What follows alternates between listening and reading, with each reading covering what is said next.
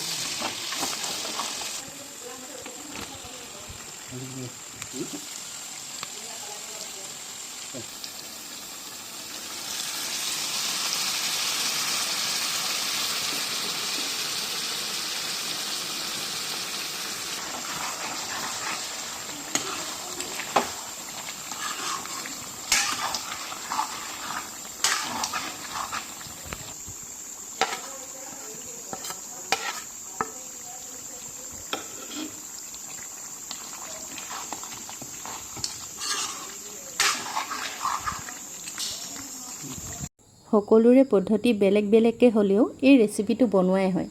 সেইবাবে মই বৰ বিশেষ কৈ থকা নাই, মই বনোৱা পদ্ধতিটো আপোনালোকৰ মাজলৈ আগবঢ়ালো। আৰু আপোনালোকে যদি এনেদৰে বনোৱা নাই এবাৰ বনাই খাই চাবচোন।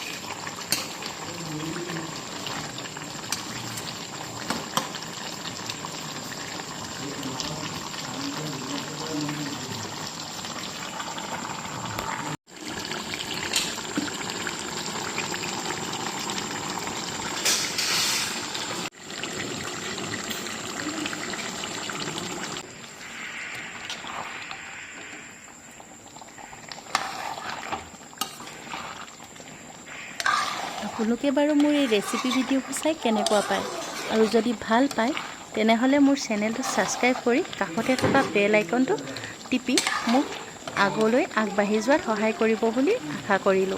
আৰু আজি এই ৰেচিপি ভিডিঅ'টো শেষলৈ চোৱাৰ বাবে আপোনালোকলৈ বহুত বহুত ধন্যবাদ থাকিল। লগতে মোৰ দৰে এই তৰকাৰীখনৰ জুতি ল'বলৈ নাপাহৰিব। তেনেহলে নতুন এটাৰ ভিডিঅ' সৈতে পুনৰ লগ পোৱা আশাৰে আজিলৈ আহোঁ। Bye bye.